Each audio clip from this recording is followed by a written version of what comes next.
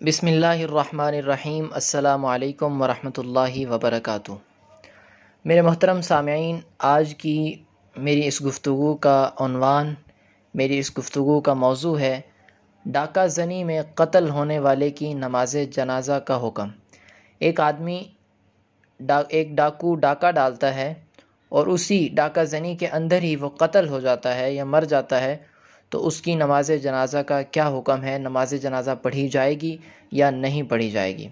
تو میرے محترم سامعین، اگر کوئی شخص ڈاکہ ڈالتے ہوئے قتل کر دیا جائے تو ایسے شخص پر نماز جنازہ ادا نہیں کی جائے گی۔